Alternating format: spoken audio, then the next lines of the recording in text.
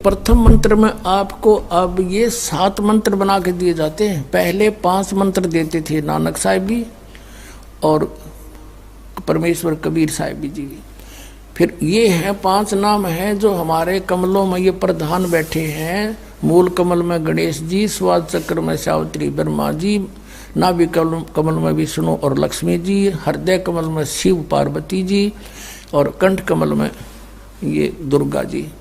तो ये 7 नाम इसलिए देते हम कि मान लीजिए उपदेश ले लिया और ये प्रथम मंत्र एक बार मेरे मुख से भी सुन लिया मालिक की स्थिति जैसे हम देते हैं, और फिर उसकी उस सुनने के बाद साथ साथ बोल लिया और फिर भी मृत्यु हो जाती है, तब मनुष्य जीवन गारंटीड है उस व्यक्ति को, ये गारंटी देता है। और यदि उसने जाप कर लिया कुछ दिन और विश्वास ठीक रहा तो वो स्वस्थ भी होगा और इसकी इसी जीवन में आयु बढ़ती चली जाएगी, परमात्मा बढ़ाता चला जाएगा जब तक उसका मोक्ष नहीं होगा, इससे जन्म में पार कर देगा आपको। तो इसलिए ये 7 मंत्र दिए जाते हैं। ये पहले वाला लास्ट वाला मंत्र आपको जन्म दिलाएगा तुरंत, मनुष्य जीवन का गारंटीड है, मृत्यु भी हो जाएगी पुण्यात्मा। इसलिए मान लीजिए किसी का कोई बीमार है, या 80% व्यक्ति दुखी आए हुए, और जो विश्वास कर लेता उनको गारंटीड बात पूछ लो, यहाँ लाखों बैठे होंगे आ जाते हैं, सुनते रहना और सब स्वस्थ हो जाते हैं। तो ये वो परमात्मा है। तो इसलिए प्रथम मंत्र जो आपको दिए जाते हैं इनमें ये 2 मंत्र अब कंपलसरी थे, पहले नहीं थे ये। तो इसलिए परमात्मा ने कंप्लीट कोर्स बना करके गरीबदास जी के माध्यम से हमारे तक पहुंचाया है। और जैसे आप जी किसी का जैसे विदेश गए हो, स्वदेश आना है, वहाँ आपने कोई कारोबार शुरू कर रखा है, कोई फैक्ट्री वगैरह लगा रखी है और आपका ठीक से काम चला नहीं, आपका बिजली का कनेक्शन कट गया, टेलीफोन कनेक्शन कट गया, पानी का कनेक्शन कट गया, गैस कनेक्शन कट गया, पैसे बने नहीं तो आप कंडम हो गए। और वहाँ कोई ऐसा प्रभावशाली व्यक्ति आपको मिल जावे, सरकार को गारंटर बनाए कि भाई तुम इनका चालू करो कनेक्शन, मैं गारंटर बनता हूँ, और फिर उसको कहेगा भी जो पैसे तो देगा यही तेरे कर्जा उतारेगा, नहीं तो फिर काट दियो ना, वो देता क्या बात है। तो ऐसे ये दास आपका गारंटर बनता है और आपके सब कनेक्शन चालू करवाता है, लेकिन इनकी मजदूरी करके ये देने पड़ेंगे, तुमने कर्जा आप उतारना पड़ेगा। और परमात्मा जो है कुछ अपने कोटे से भी आपको पैसे देता, क्योंकि आप चला ही नहीं सकते अपनी फैक्ट्री को बगैर थोड़ा बहुत और सारा ना मिल रहा कहीं से, तो वो बगैर आपके वैसे सब्सिडी समझ लो ऐसे देता है। तो परमात्मा पहले आपको सब्सिडी देता है जिससे आप अपना काम चलाओ और फिर डट कर भक्ति करो, मर्यादा में रहो, आप धनी हो जाओगे, बहुत शीघ्र धनी हो जाओगे। बहुत कीमत है इन मंत्रों की। इन भगवानों के जो 5 प्रधानों से आपने मुक्त होना है, त्रिकुटी पर जब जा सको हो उस समय पहुंच पाओगे जब इनसे आप अपना नो डू सर्टिफिकेट ले लोगे। अब ये मंत्र जो 2 मंत्र फर्स्ट और लास्ट है इन 7 मंत्रों में, इसके साथ मिलने से ये मंत्र जो प्रथम जाप आप करते हो, इनका ऋण मुक्त हो जाने के बाद भी कुछ आपकी कमाई यदि बचगी तो इन 2 मंत्रों के प्रभाव से ये कन्वर्ट हो जाएगी आपकी सतलोक चालन नालियां में, इनमें से बच भी गई तय। और फिर जब आप यहाँ से प्रस्थान करोगे तो आपका अकाउंट, अब ये कहते हैं राधा स्वामी धन धन सतगुरु वाले, ये जय गुरुदेव वाले कहते हैं, हमारे गुरुजी तो कहते हैं हम तो सीधे त्रिकुटी से चलते हैं। यहाँ बताते हैं त्रिकुटी यहाँ नहीं है, त्रिकुटी इसके पीछे बैक में है, यहाँ पर जो नीचे से सारा ये तंत्र साथ मिला हुआ आता है, यहाँ है पीछे। ये कहते हैं हमने ना तो वेदों की आवश्यकता, ना किताबों किसी और, ना हम गीता को मानते, ये भी तो किसी ने लिखी है। और हम तो सीधे त्रिकुटी से प्रारंभ करते हैं अपना रास्ता, त्रिकुटी से, उसका किसी ने नहीं पता। ये सारे ऋषि महर्षि त्रिकुटी माथा मारा करते और उन्हें खक नहीं पाया आज तक। त्रिकुटी से तो बहुत आगे जाना हमने, और त्रिकुटी पर जाना कोई बालकों का खेल है, कोई बरवाले का बस स्टैंड है, चाहे पैदल पहुंच जाओ चाहे रिक्शा में बैठ कर पहुंच जाओ। त्रिकुटी इज द इंटरनेशनल एयरपोर्ट, त्रिकुटी अंतर्राष्ट्रीय हवाई अड्डा जानो। और वहां वही व्यक्ति जाता सैर सपट्टे, तो कोई धक्के खाए जाओड़ा, क्या फायदा होगा, उसने देख भी और आ जाओ उल्टा, क्या फायदा उसका। वहां पर केवल वही व्यक्ति जाता है जो पहले टारगेट बना चुका होता है, और उस जिस देश में जाना है उसका पासपोर्ट और यहाँ की सरकार से नो ड्यू सर्टिफिकेट, और तब वो उस इंटरनेशनल एयरपोर्ट पर जाकर कुछ लाभ उठा सकता है। तो वहां से फिर आगे कैसे जाएंगे, उस त्रिकुटी पर पहुंचने के लिए तो सारा झंझट है, उस पर जाए पाचा फिर आप पे काम बन गया। तो त्रिकुटी पर जाने से पहले हमने इन भगवानों से नो ड्यू सर्टिफिकेट लेने पड़ेंगे। और आपकी ये ऐसी भक्ति है, इसे ऑटोमेटिक, ये देवता है, ये कोई किसी के साथ भेदभाव नहीं करते, आपकी कमाई एग्जैक्ट लिखी पाएगी कंप्यूटर की तरह, और जो आपका ड्यू शेष होगा आपको थमा दिया जाएगा। हृदय कमल में जीव रहता है, और इसके यहाँ से फिर ये सबसे पहले इसका रास्ता है त्रिकुटी में जाने का, सबसे पहले मूल कमल में जाना पड़ेगा। मूल कमल से फिर सीधा रास्ता बनता है त्रिकुटी तक जाने का। उससे पहले गणेश जी के लोक में से गुजरना पड़ेगा, उसका एक जैसे बैरियर होते हैं प्रत्येक बॉर्डर पे, यहाँ ऐसे बैरियर हैं। वहाँ जब आप जाओगे आपके सामने आपके मस्तिष्क पर जैसे लॉकेट होता है ऐसा लगा पाएगा, और तुरंत आपको कहा जाएगा चलो आप जाओ, आपकी ये पूंजी, और वो आपके उस मस्तिष्क में ऐसे लॉकेट पे वो नो ड्यू सर्टिफिकेट छपता चला जाएगा। फिर आगे चलोगे आप, आगे आप पहुंचोगे जब विष्णु जी के लोक में, वहां भी आपको ऑटोमेटिक मिलेगा, कोई बाधा नहीं मिलेगी, क्योंकि वहां तो चोरों को पकड़ा जाता है, सा को थोड़ा, वो देवता भी तो हैं, वो किसी के साथ जरा सी भी गड़बड़ नहीं करते। फिर ऐसे शिव के लोक में से शिव का इस कमल में हृदय कमल से फिर त्रिकुटी कंठ कमल में आएंगे, फिर हम त्रिकुटी पर पहुंचेंगे।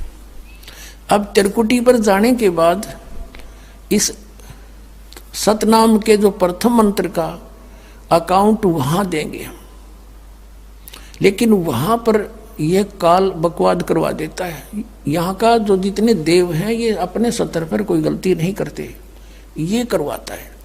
जैसे श्री कृष्ण, इसने सारे प्रयत्न किए थे कि भी युद्ध ना हो, सबसे प्रार्थना की थी दोनों पक्षों से, फिर इन्होंने देख लिया था कि ये मानना नहीं, ये तो इन मतलब बुद्धि भ्रष्ट हो चुकी है। और उसमें क्या था कि सब रिश्तेदार राजा आधे आधे बांटने थे उन्होंने।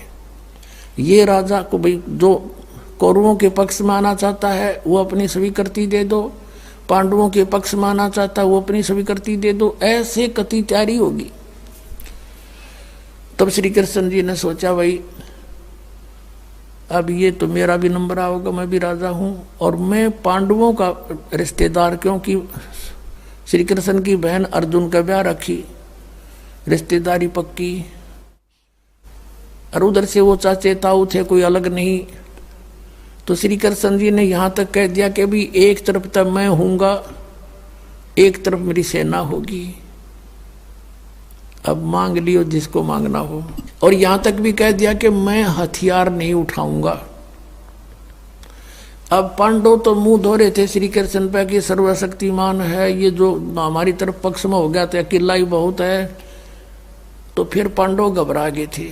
पांडवों ने यहाँ तक कह दिया था प्रभु हमें 5 गांव दिवा दो, हम युद्ध नहीं करेंगे। वो नहीं मानना था, फिर भी छोड़ो इस बात को, हम आगे लेंगे। तो फिर जब महाभारत का युद्ध हुआ,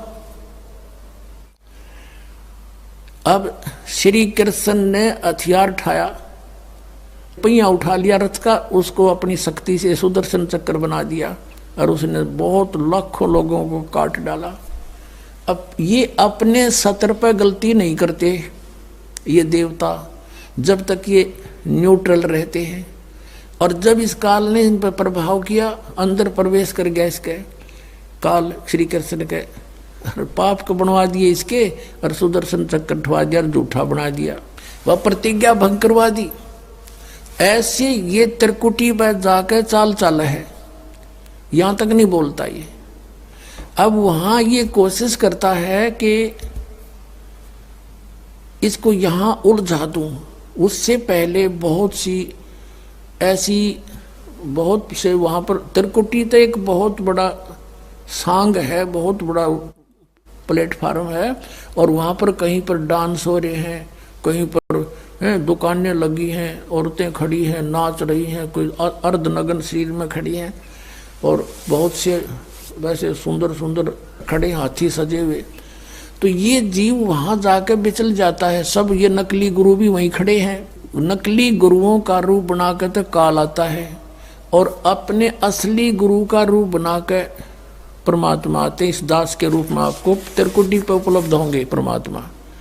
तो वहाँ क्या होगा कि कई बार ये काल भी परमात्मा यानी असली गुरु का रूप बनाकर खड़ा हो जाता है। तो सबसे पहले आप क्या करोगे, प्रणाम जब करोगे गुरुदेव को, ये स्वभाव तो आपका यहाँ बना ही दिया जाता है, गुरु जी दिखे दंडवत करोगे। दंडवत करते समय एक सतनाम का सुमरण अवश्य करना होता है। 1 सेकंड, ये 10 सेकंड मुश्किल से लगती है। श्वास उस श्वास का सिमरण करें प्रणाम करते समय, और उठकर जब देखोगे यदि परमात्मा होंगे तो एज इट इज पाओगे, और जब काल होगा दास के रूप में तो उसका स्वरूप बदला पाओगा, ऊपर का कपड़ा हटा पाओगा, उसका असली सूरत मिल जाएगी, तो आप वहाँ से बच जाओगे। अब फिर क्या होगा कि फिर तुम जैसे यहाँ आप देखते हो गुरु जी आगे सारे पीछे पीछे हो लेते हो, तो वहाँ जब मृत्यु होगी आपको सपना सा दिखेगा। जैसे आप किसी ऑफिस में गए हो किसी कामवश, और वहाँ आपका काम फटाफट होता जा रहा है, नहीं होता है तो आप दुखी हो रहे हो, बार बार बैठ कर रो रहे हो, तो ऐसे ही चलेगा वो।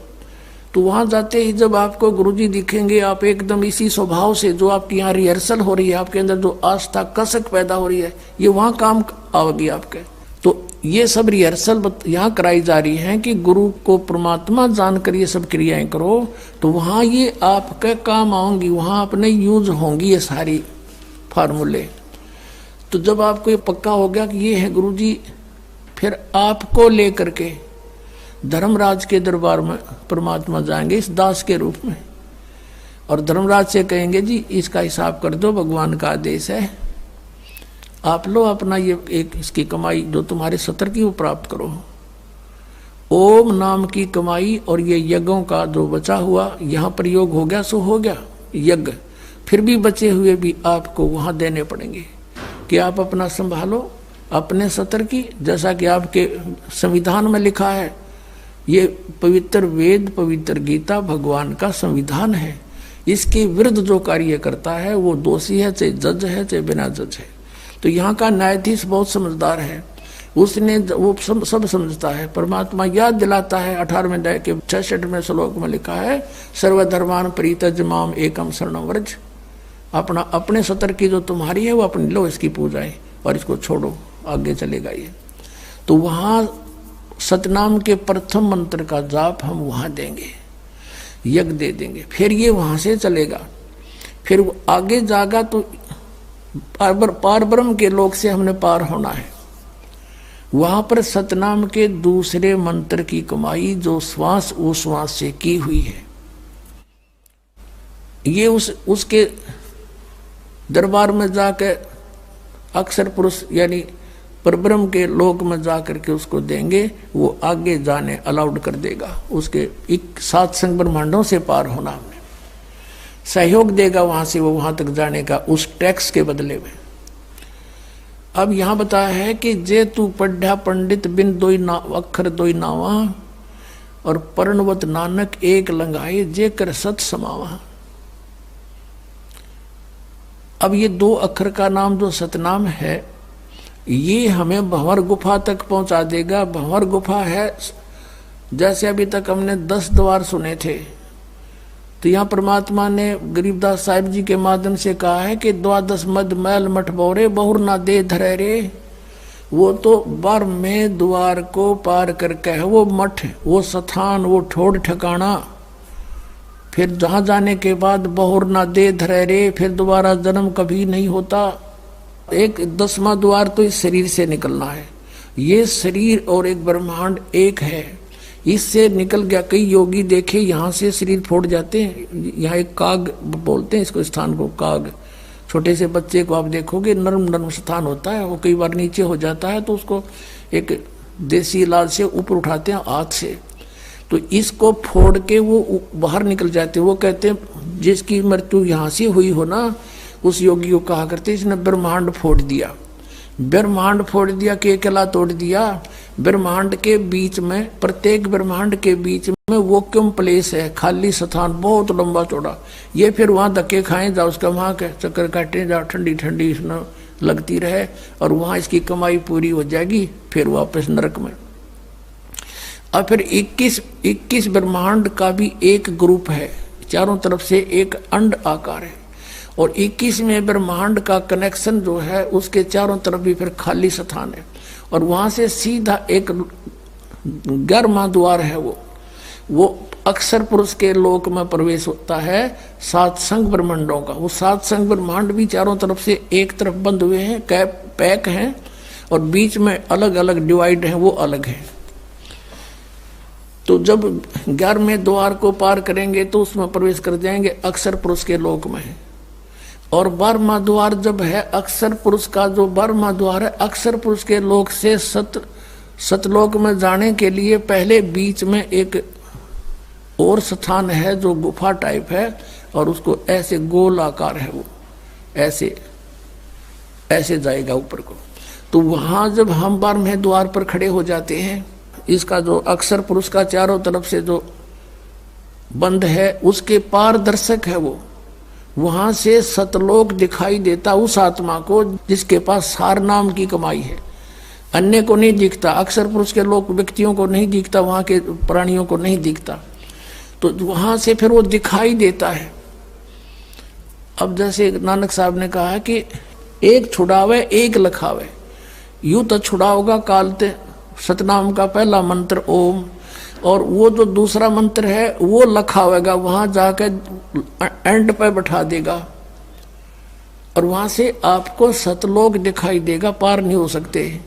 सार नाम है जिसके पास, तो फिर वो आगे उस भंवर गुफा से पार करके, और फिर आपको 12वां द्वार पार करके तब परमात्मा का वो मठ है, वो स्थान है, सतलोक है, जहां जाने के बाद साधक फिर लौट कर कभी संसार में नहीं आते।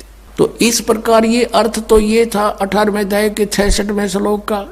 ये बालक के जाने, संस्कृत के जानने वाले विद्वान पाक रहे थे, इनको कख नहीं पता था, अनृत कर डाला इस अनमोल सदग्रंथों का।